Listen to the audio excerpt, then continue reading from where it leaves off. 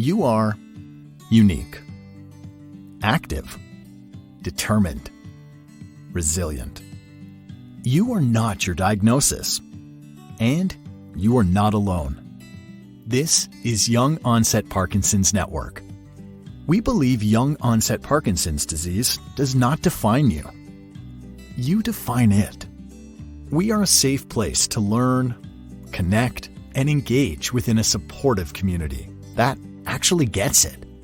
Because we've got it too. Welcome to Young Onset Parkinson's Network. Living well starts here.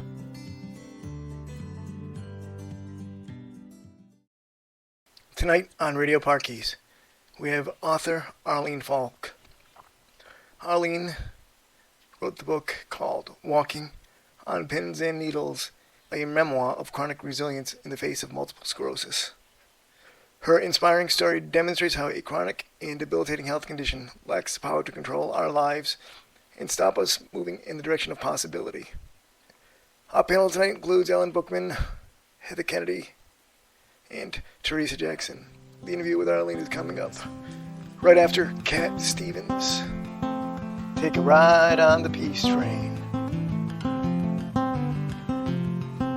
Now I've been happy lately, thinking about the good things to come, and I believe it could be something good has begun.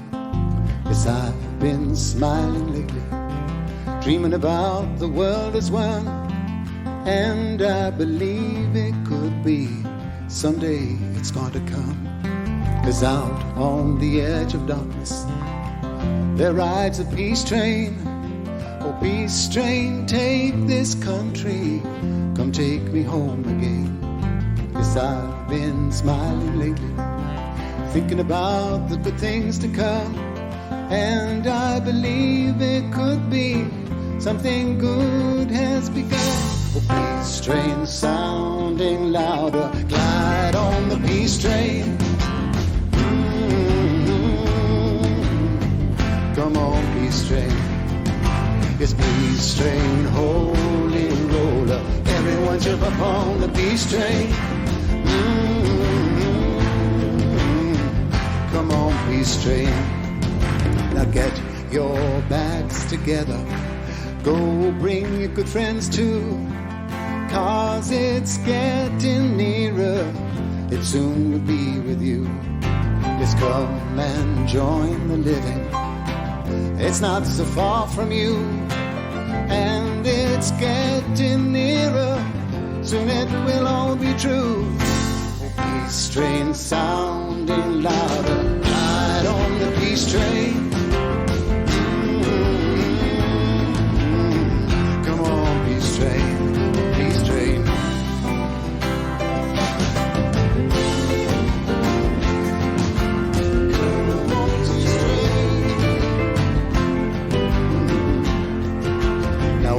Been crying lately, thinking about the world as it is.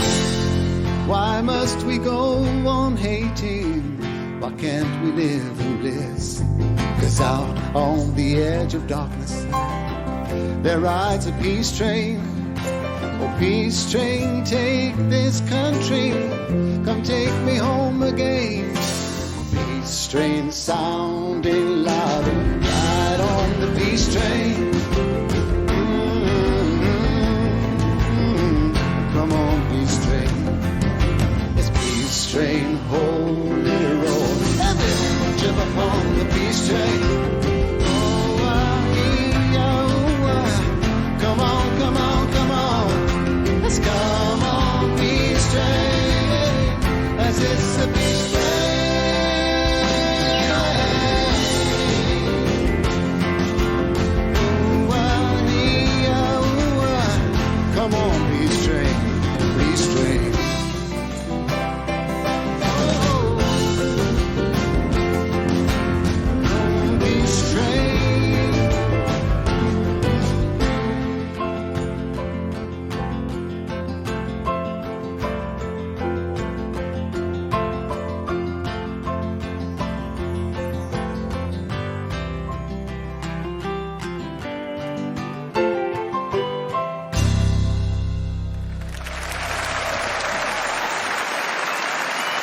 Thank you. I have just written a book. It's called Walking on Pins and Needles, a memoir of chronic resilience in the face of multiple sclerosis. So the story is my own journey.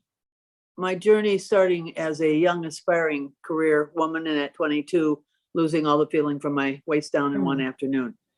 The symptoms disappeared and didn't return for a few years. I had some minor symptoms, but as the years went on, the symptoms got worse and worse in terms of fatigue and numbness, my skin feeling like needles were jabbing into my arms and my legs. I kept going. I was doing well in the corporation. I worked for a major airline, and I just was able to use mind over matter until one year and one day, one morning, when my body stopped me. And in the course of that one morning, over about an hour and a half period, I could barely stand. And I made my way home from my office and thought it would pass quickly. It didn't. I laid on my couch for 2 years. So after being very, very busy and in a very demanding job and career, I was laid flat. I didn't know what to do, didn't have ideas come, and I searched in my head and couldn't come up with something. So it took a while, but I jumped into the unknown and got involved with acupuncturist, body worker in Chinese medicine, and found not only comfort, but healing in that. And she introduced me to Tai Chi, which was the thing that most helpful and continues to this day. I not only healed and got off all medication with my Tai Chi movements in practice, but I began to teach it, and I am starting my 23rd year of teaching Tai Chi. You are listening to the YOPN podcast. Living Well starts here. I'm just thinking in terms of the timeline. I was stopped by my body. My body said no, and I could not do much of anything. Maybe fix something to eat, but I had to have a lot of people help me for the 2 years. I had a friend who was a CEO of a nonprofit here in Chicago who had some fatigue issues that were debilitating to her and had trouble with diagnosis. And she ended up going to a doctor in Chinatown who recommended not only some herbs, but for her to do some body work, some hands-on work, like a massage, but working with the acupressure and acupuncture points. She went to see an acupuncturist named Nancy and recommended that I do the same. And it took me a while to do that, but I did. And that started my trajectory of working with Nancy and healing. And she recommended Tai Chi. It was an interesting story. She had just returned from a practicum in China. She was working at a hospital. And although they didn't call it MS in China, that was the term we use. And through a translator, she was asking the people who were carrying around their medical records. They had pictures of themselves in wheelchairs, in regular chairs, and here they were walking around. And so she asked them, what do you attribute your healing to and your being able to walk and be flexible? And the three consistent things she heard were diet, some kind of body work, and Tai Chi. So she said to me, Arlene, why don't you try Tai Chi? So I did. I did some research, and I didn't know much about it at that time. What I knew was it was a martial art that was developed in China centuries ago. And I found a class of seniors, and I actually knew the director slightly of the senior center, asked if I could go watch. He said, Arlene, you're welcome to watch, and if you want to participate, you can. So I went to this group of the class with a group of seniors, very vital, probably 18 to 20 seniors, lots of energy, able to move. There were some who were on crutches and some working in chairs, but most, well, I shouldn't say most, all of them were very friendly and very energetic. About halfway through the class, I realized as I was sitting in my chair, my balance was the worst in the room. And I was 40, 45 years younger than the people there. So that was a downer. That was like, oh my, I am not in a really good state. And by the 40, time, I know you were 40 to 45 years younger. right, yeah. 40 years younger than everyone in the room. Yes. Wow. About 40, yeah, at least about 40 or so, yeah. And I decided from the time I finished that class till I got home, I thought, I've got to change my thinking about this. That's not going to get me anywhere. And I thought, rather than think about my balance is worse in the room, I need to think I want to have the vitality and health that they do when I'm their age. And that switch in my paradigm in my head really helped me. And I went back, and that was the start. So it's important what we're thinking about and what might be possible as opposed to what I can do right now or can't do right now.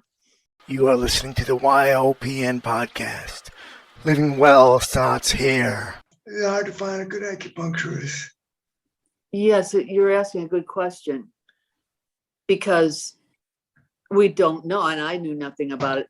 I relied on my friend, whom I really trust, to be honest and to use her experience. And I thought too, I will try it and see what I think and how it is for me. And then I will go from there. That it's not a commitment that is necessarily has to be a long-term commitment. I'm one that will try this and then try that and make sure that it's a good fit, because you're raising a good point, Mike. It's important that it be a good fit for the person who is going. And there are ways to find out in terms of expertise. There are credentials and there are associations like I don't know the exact title of the Acupuncturist Association, but I think if possible, recommendations are the best, personal recommendations. A lot of people box in this PD community, because the doctors, if they say anything as far as that's concerned, always use the word boxing. So it's like, they're like, you have to box, so we go box. But Tai Chi kind of brings everything together, because let's talk a little bit about the mental wellness aspect of Tai Chi, as in the mental wellness aspects of boxing. The mental wellness is important, if not the most important aspect, because our thoughts and where we are in our head really is not a controlling thing, but it really directs what we're doing and our overall health. So they would complement one another, very different. And yet I'll tell you where I see a similarity, and the recommendation be good in both cases. One of the things that's important is to be in the moment and focus on what you're doing right now. And that can be a challenging thing to do. I could be thinking about this ache in my side, or that I can't talk today very well, or whatever it might be. And that's the reality. And yet we need to clear our minds and clear where we are and breathe, use breathing, which Tai Chi is helpful in doing, as well as focusing on where our body is right now. What I do was, and this would be helpful for boxing, and I've had my students who do boxing mention this, and that is from the beginning when somebody starts a class, we learn what it means to have our feet hip width apart. And I realized that with some conditions, MS and Parkinson's disease would be two of them, it's not always easy to know what hip width means. So I know that firsthand, and would help people if I'm a guide as a teacher to say, okay, step a little bit wider. And this is hip width. And then how do you feel? Having the feet planted in the floor. I use the term rooted like a tree. We're rooted like a tree, so we can feel the earth energy below our feet. And then we want our rib cage to be lifted, whether we're seated or standing, but I'm going to use standing right now. And the image I use is, and it's used often in Tai Chi, it's like a invisible thread through the crown, the top of our head, that's lifting us up. And not just our head, it is our rib cage, so that we come up off our base. And one thing that helps get there is to roll our shoulders. So I have people bring their shoulders up and press them back and then down. And we do that 3 to 5 times while we're working on alignment, so that we can, when we lift up, we don't lift up our shoulders. And that is a starting point, whether you're doing boxing, whether you're doing Tai Chi. If you can have good alignment, your body is going to be more in sync and move with more fluidity. So we have a Zoom chat going for our listeners, and all of us were doing exactly what Arlene was saying. We were pulling our head with the string, we were rooting ourselves, we were moving our shoulders just so everybody could take a look. I mean, everything you say is so much like what in boxing. So let me ask you this. So to be a PD boxing trainer, a boxing coach, we train the trainers. So so the group I go to in Atlanta, we do the curriculum for a lot of a lot of the people Right. and trainers that want to go do a PD program. Do you have to have experience in, I would think people teaching Tai Chi would have to have some kind of knowledge and understanding of MS or PD or any of those balance diseases. It's a good point, and I think that's answer is going to vary on that. I think that some teachers would, and some not. That in terms of part of the training, what would happen is the teachers would be instructed and guided on safety, and that's where it would come in terms of issues that people are dealing with, and that would be balance would come into that. As far as specific medical conditions, as part of training, it might come into some curriculum, but it wouldn't in all. And there's a lot of Tai Chi that still comes up what's called a lineage, and the teacher has students and then gets the students ready to be able to teach, and sometimes selects the students to work with the teacher and teach. And that might or might not come up in terms of specific issues or conditions. But there are more and more programs. Like there is a Tai Chi, a chair Tai Chi. And although I'm not certified to teach it, they go through some of that background. I think in recent years, some of the shorter versions of Tai Chi that have been developed into a program, and they're shorter programs. When I say shorter, it would be like maybe a 1 day or 2 day. Those issues are considered. Is this something that we need to start advocating for from the PD community, where an organization has created a curriculum, and is there like an association or something where you would be able to make something like that part of the training? And the only reason I say that is because, a lot of people getting down on the ground, getting up from the ground, there's certain ways they teach us to kind of get up and, move. And I don't know if y'all do any groundwork, but, just being able to notice that, or even if you ask, does anybody have any issues they want to tell me, do it that way? Yes, the latter. Absolutely do that. I really want to know if there's any issues an individual is dealing with, because they're not always and often are not visible. True. And what I find out in teaching, and maybe you have this too, and it's probably part of your program, is students try to do what the teacher's doing. And they would like to mimic or do that. I stress there's two things when I start a class that I say. And one is my expectation is to try to keep your attention in the room as much as possible. And even though that seems simple, it's not. Our mind wanders outside of the room, what we're going to have for dinner or what the next to do is. And the other thing is listen to your own body and do only what you can do. And that's also a challenge for many of us, particularly in our culture where we really want to follow the teacher and challenge ourselves. So what I will do is I occasionally will start my class and I'll sit in a chair, or I will do something to give them permission myself that will make them feel more comfortable. Show them like a modification. Always modification. And I tell them we can modify any move we can modify. You are listening to the YOPN podcast. Living Well starts here. The main impetus were my Tai Chi students.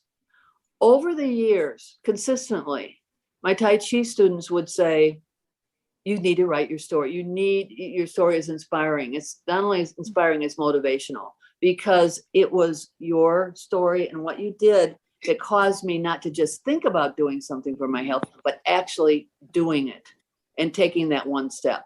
And what I found over the years is that the distance from thinking about doing something to actually doing it for many people is a great distance. So my hope was that in writing my book and telling my story, I could help people have the courage and the perseverance to just say, okay, it's unknown. There's might be scary, or can I do this? I don't know, to take that step and see possibilities, because the possibilities are in the unknown.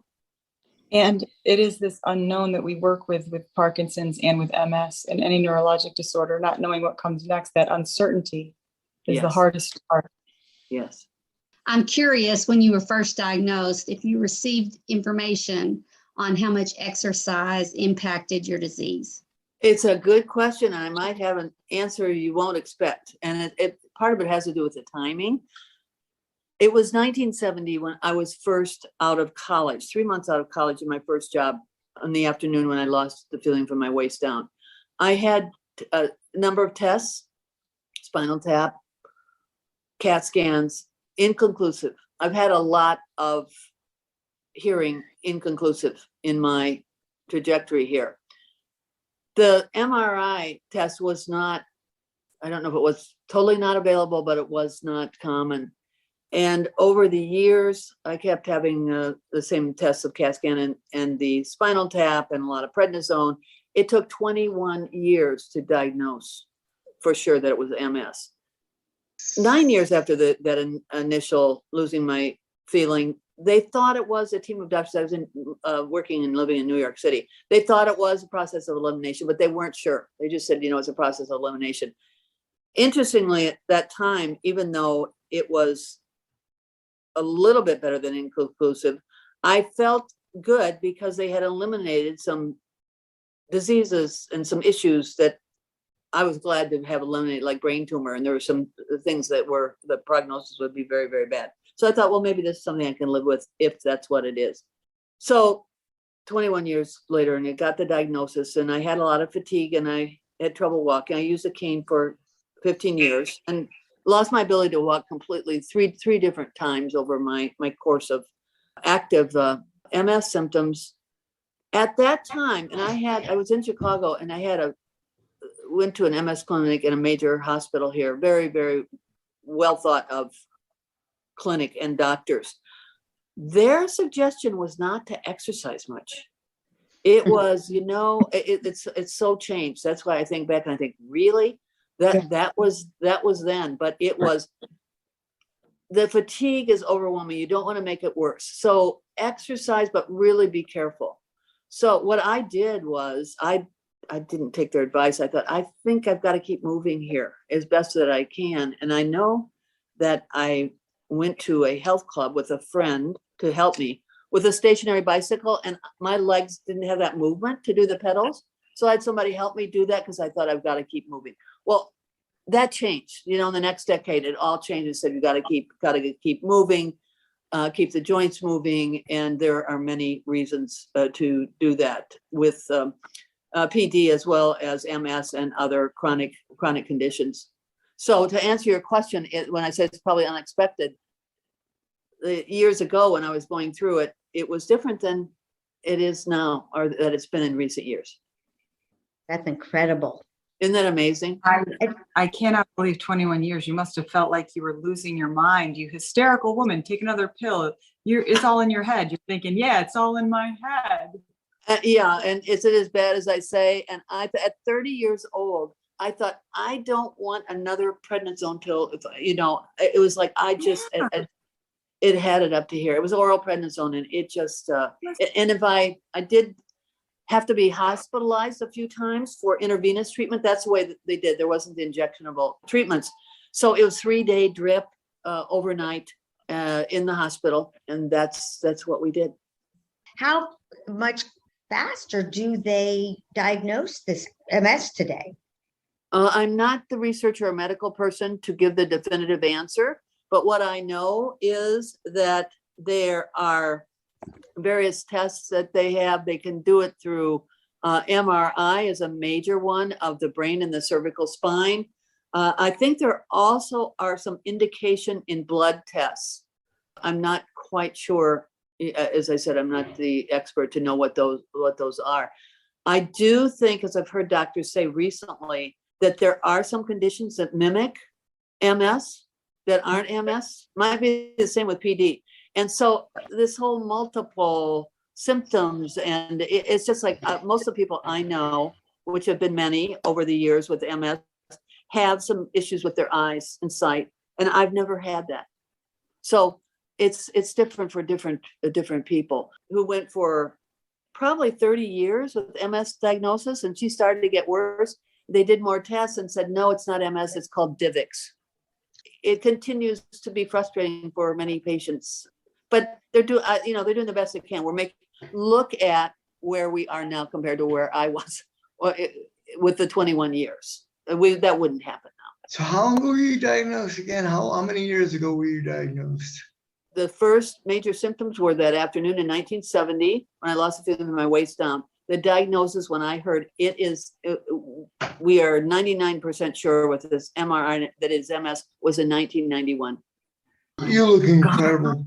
You talk clearly. You look fine. Are you fine today? Yes, I don't have active symptoms today. And I attribute a lot of it to my Tai Chi. It's different for everybody, but I feel very, very fortunate. And I'm at a place I did not know was possible. I really am, that I slowly made progress in working with. For 14 years, I worked with the acupuncturist on an every other week basis. And as I said, and you'll see in the book about that journey, it had some ups and downs, but I believe she really cared about me. But we tried acupuncture and it opened up. I felt an aha and a lightness that I hadn't felt in years. And then about 4 to 6 hours later, after that, I had one of the worst bouts of pain, just excruciating pain. It was too much. It opened it up. It did what it was supposed to do. But in terms of my nerve endings, it had an effect of yes, yay, and uh-oh kind of thing. So we stopped, didn't use needles, and all the work that we did over all the years. She worked with her hands on the points and the opening up my energy. And there was one point after we started making a lot of progress that just sort of blew my mind. I was on the table, it's like a massage table, and she's working on me, and I could feel heat going out of the bottom of my feet. And I said, "Is my energy? What is that? Is that real?" And she said, "Yes, I think it is. I think you're feeling that, and part of it is also letting go." You are listening to the YOPN podcast. Living well starts here. Did your friendships and relationships change during that period of time, I imagine? Yeah, it's a really good point. And, we deal with the invisible. I can remember, just like what you just said, say, "Oh, you look good," or "Life must be good for you," and just feeling an excruciating pain, or so, dragging myself so inside. So that's a tough one for some people, and understanding. And yes, with my good friends, it really didn't change. And I was not married, but I have to say, in New York, when I had some debilitating symptoms, I was dating and seeing people, and I, even with friends or anything having to do with intimacy, and it could just be a touching, like a hug, was so painful. And I found that people didn't understand. I mean, we lost relationships, so they didn't go any farther because I just couldn't stand to be hugged. I said, I want to, but I can't do it. And did you explain yourself? Like, did they say, well, why? Yeah, and then oh, absolutely. And still don't understand. And still don't understand. I don't think I'm unusual. I don't think it was me not communicating well. I just, because I know people, I can think of 2 or 3 right off the top of my head who completely lost relationships, or one woman who, a real good friend that for years I played some bridge with, and her first symptoms with MS were, she was a big tennis player, and she started losing her balance and then falling, and completely and quickly her body deteriorated. And her husband at the time said, I can't bear to see this, and left. And that's not an isolated story. I hope it's better today as there's more information out there, because I have to say, when I was back in New York again, this was the late 70s, and I was having CAT scans, and they said, well, we think it's MS. We can't be totally sure.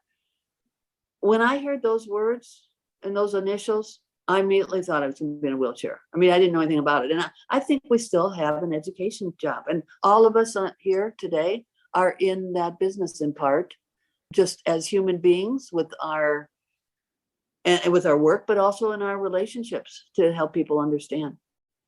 Every single thing you say is literally tied in. One of the questions topics we talk about is this advocacy to get when you're diagnosed, instead of just the clinical side and go take these pills and do this or whatever, there's also, and by the way, there's a mental wellness aspect to this. And here's some ideas on ways to curb it. Or like when I walked out, I had no idea. I was told that anxiety was not a part of Parkinson's, which is ridiculous. Ridiculous. Yes.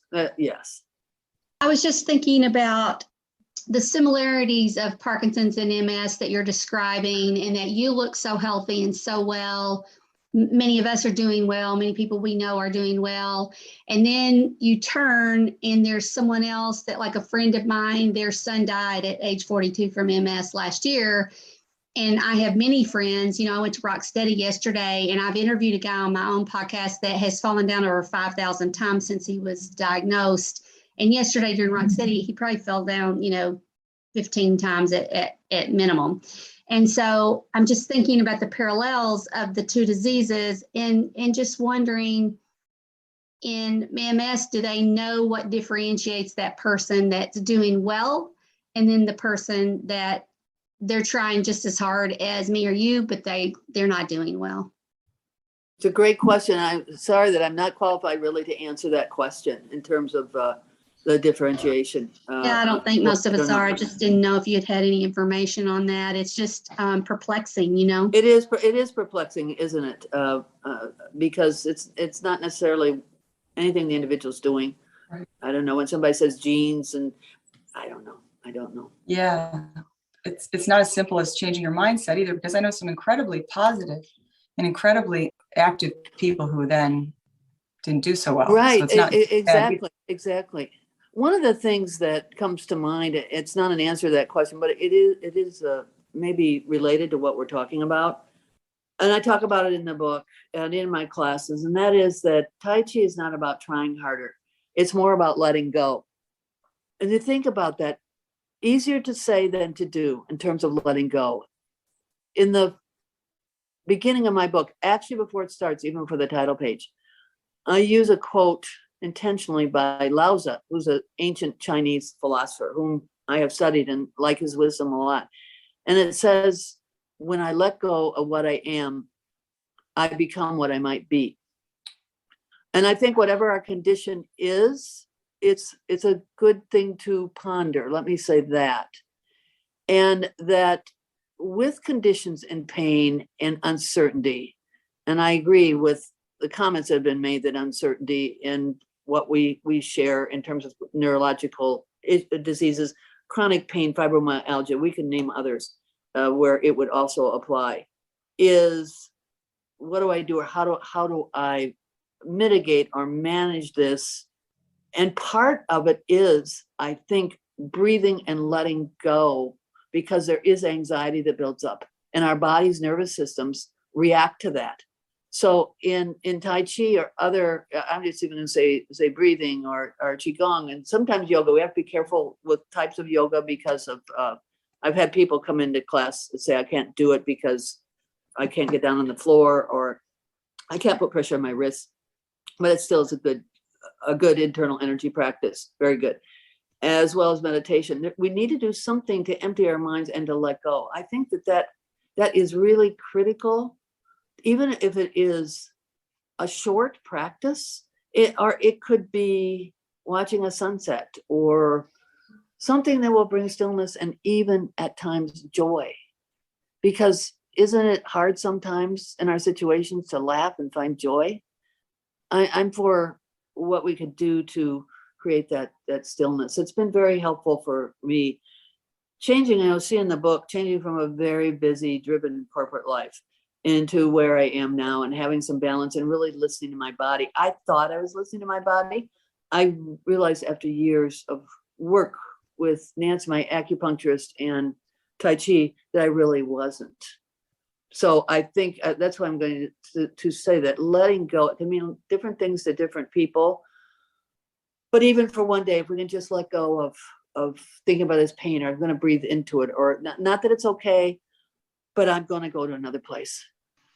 I would just think that is valuable. And, I'm a health coach, and we do a lot of mindfulness and breathing and what have you. But I would think that lends itself to managing that fear of the unknown of the future, because none of us know, are they going to find a cure for all these neurological diseases? We're certainly hopeful, but at the same time, if they don't, how do we manage that progression? How do we manage what we see others endure toward their late stage, whatever, fill in the blank on the disease. So I think that's very important, this letting go. It's so funny because this morning I wrote a blog post called I went from depressed and lazy to an overachiever. And I'm not joking. And what I'm thinking is that if you don't let go and all you do is worry about the next shoe to drop, then you can't move beyond to think, oh, I can still have a life, even though I have really crappy days. Like yesterday, I had a really bad day and Michael had a bad day today. And, it just switches and you go with it. And then I go back to my mania and all the things that I do. But I think what I've learned, and I think this is how it kind of ties back to MS, and you want to pass this message on, is that there is hope in the midst of all this. Maybe some bad things are going to happen to you. But for me, I just started to do the things that I loved. And it sounded like you did the same thing with the Tai Chi and writing your book. You are listening to the YOPN podcast. Living Well starts here. We tend to focus on what we know. And we think that the unknown and the uncertainty is the worst. And we have the fear, and it just gets heightened rather than where we are. And he said, if we think about where we are, it'd be much worse than the unknown. The unknown is where the possibilities are. And we have to open up. And that's part of that letting go, to see if there might be new possibilities. And that doesn't mean recovery. That doesn't mean I'm going to be, completely recovered. It can be minor steps, or it can be learning to really live and have a life where we are. The other thing he said that really relates to that is that the thoughts we have today are basically the thoughts we had yesterday. And the thoughts we have tomorrow are basically the thoughts we have today. In order to have a new thought or new idea, we've got to empty out our mind. He said it was like a closet. You try to jam something in a closet that's already full, you can't do it. And that's what we try to do. And that's why I was on my couch trying to think of things. And I thought, oh, well, why haven't you had any new thoughts? And I thought, well, because I keep thinking about the same thoughts that all the time. We recirculate the same thoughts. So once again, back to what we've been talking about in terms of creating stillness, whether it's Tai Chi, breathing, meditation, yoga, mindfulness exercises, what you're teaching people. It can be for some people going for a walk or going for a ride in their wheelchair, or to empty out the mind. I just think that that's really important, because we can get consumed by the fear and the anxiety, and our thoughts just circulate around that. What's the one recommendation you can have? Because it sounds so easy when we say to people, just clear your mind, or just do the things you love, or whatever. Your mind. Yeah. How do you, what's that stepping point, you think? Yeah, that's like a title of a book, isn't it? I mean, it's like, okay.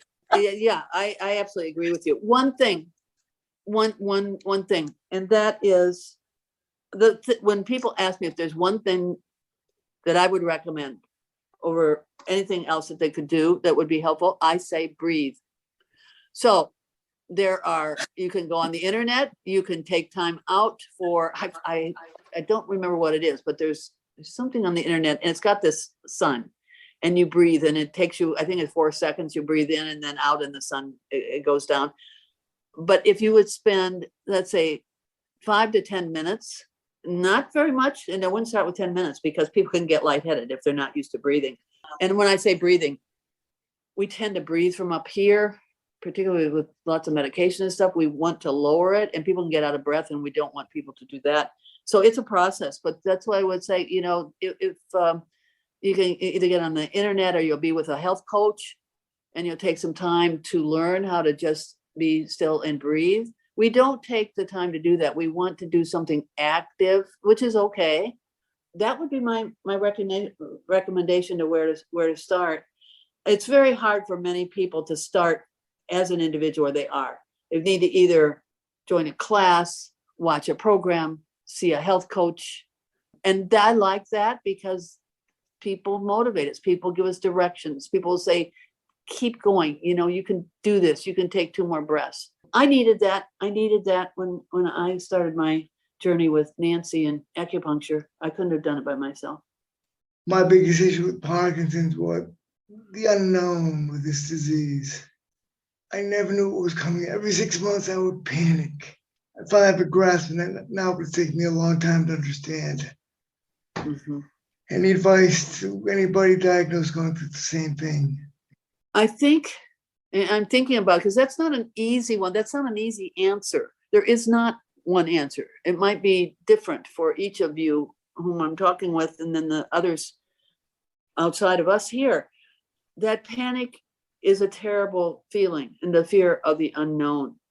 So I think that I would look or recommend some resource. I find it hard for people to sit by themselves or even watch a program alone, as it's so lonely anyway. So to find somebody who, it might be a friend and say, sit with me, or help me. I'm feeling really panicky. Let me just talk through it. Sometimes talking through it. Sometimes it's a professional. But I would, my experience has been relying on somebody else outside of myself is helpful, because I might temporarily say, okay, that panic subsides, but then it comes back again, or I can't sleep. Mike, you probably got into that it feels awful. So it is a process, though. It's not with the panic and the uncertainty. It's going to be there. So it's how to deal with uncertainty and not be completely fearful of it.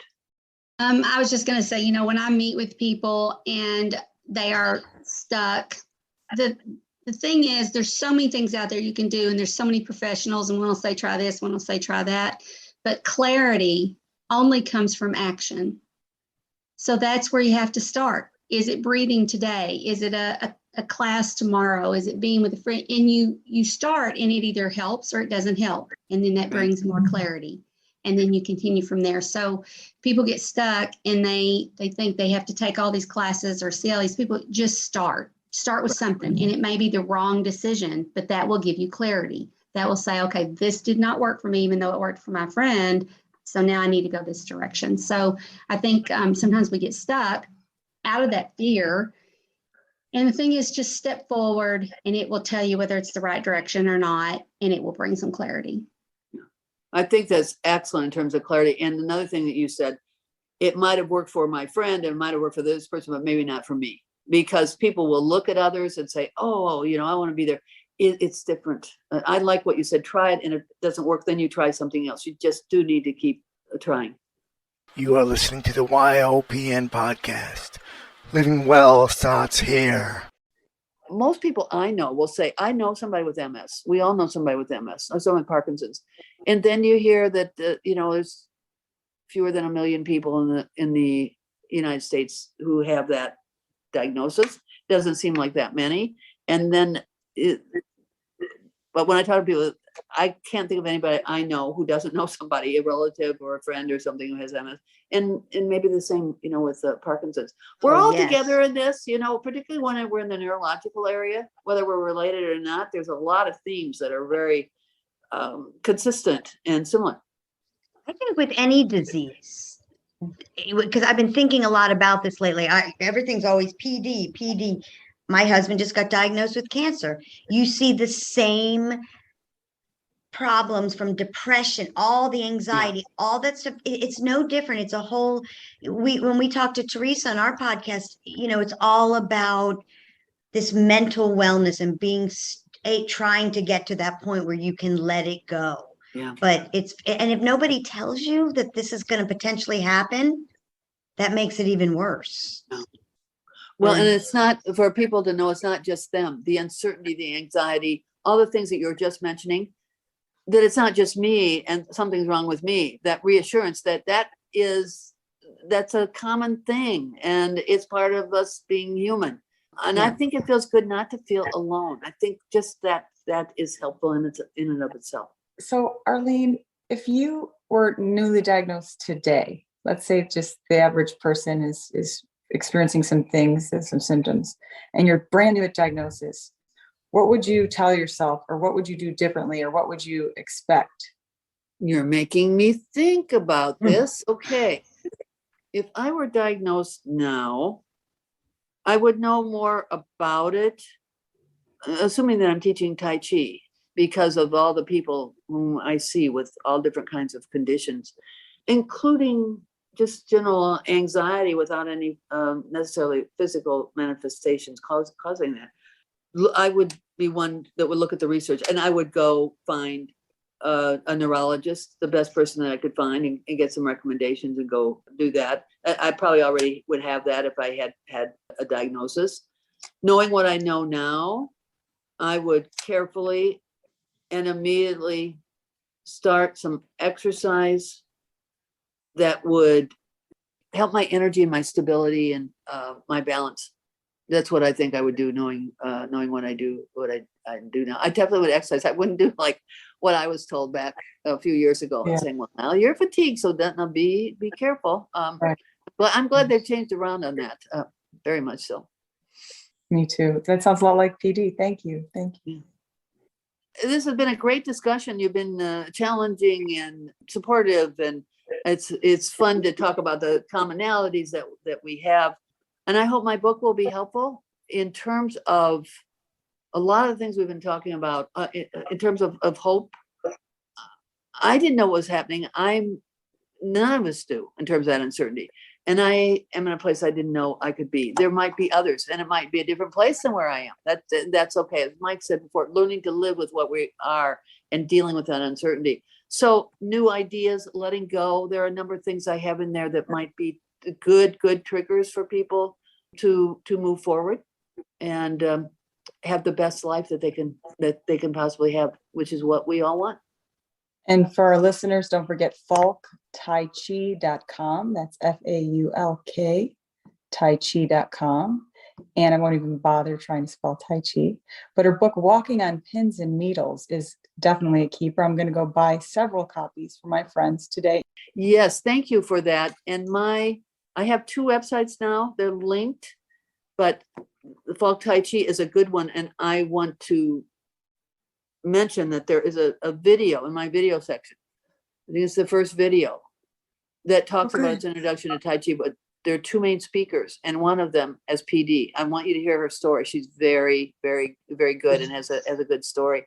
Perfect. And then for my book, if someone does want to order my book, my name, arlenefaulk.com, is where my book order is. So you can get it from either website. And I'm sorry to be confusing about that, but I would appreciate if you look at both of them. Either one you can look at.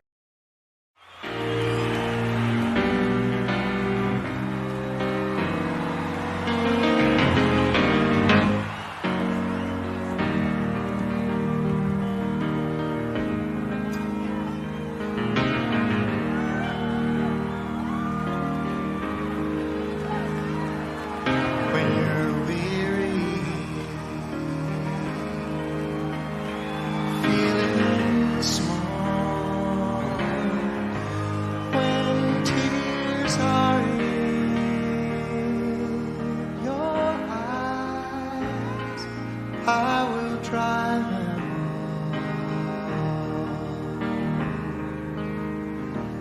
on. I'm on your side. Oh, when times get rough and friends just can't be found, like a bridge over troubled water, I will lay down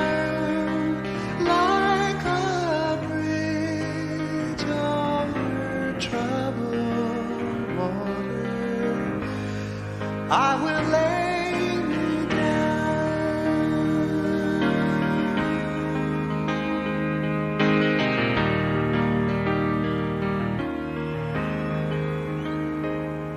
When you're down and out, when you're on the street,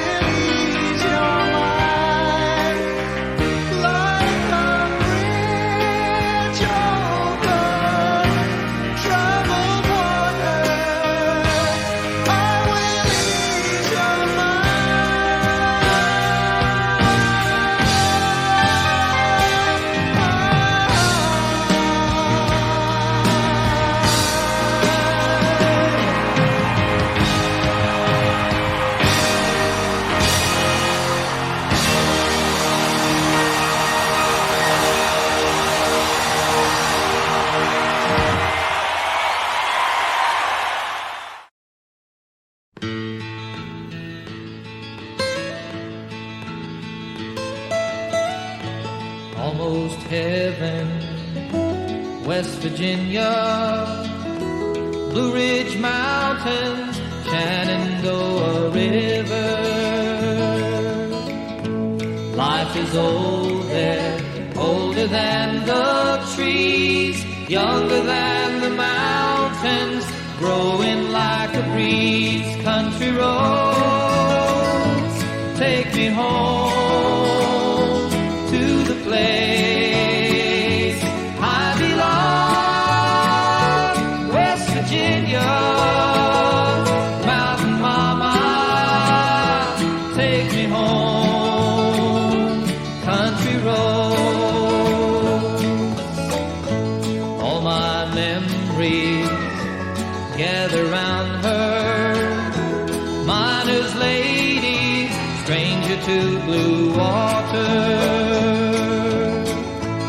Dark and dusty, painted on the sky. Misty taste of moonshine, teardrop in my eye. Country roads, take me home to the place I belong.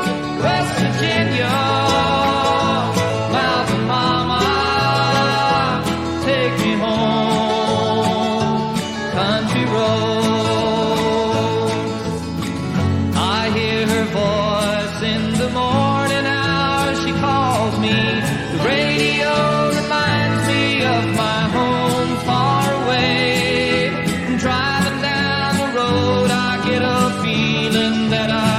should have been home yesterday, yesterday.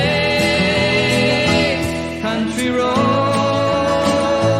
take me home to the place I belong. West Virginia, mountain mama, take me home. Country roads, country roads, take me home to the place I belong. West Virginia, mountain mama, take me home. Country roads, take me home. Country roads, take me home. Country roads.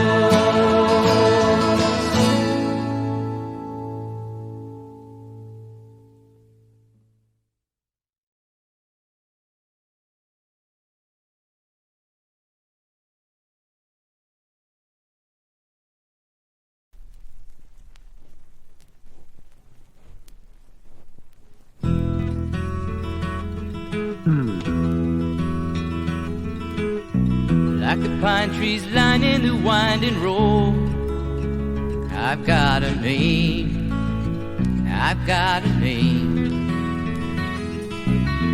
Like the singing bird and the croaking toad, I've got a name, I've got a name.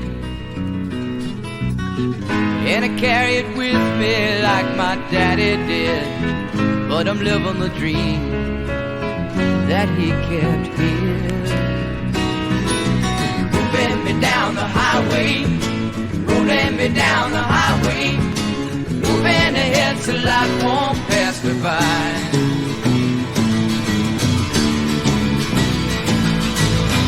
Like a north wind whistling down the sky, I've got a song, I've got a song.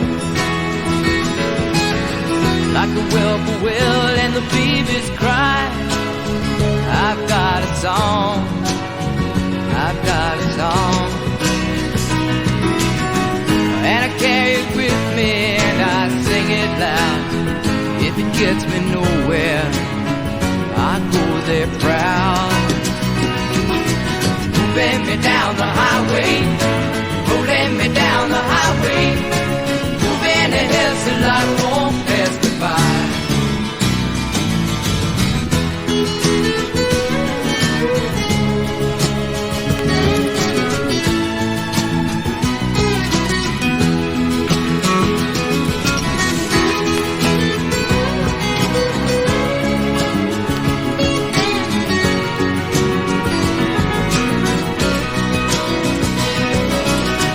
And I'm gonna go there like a fool I am and I'll always be.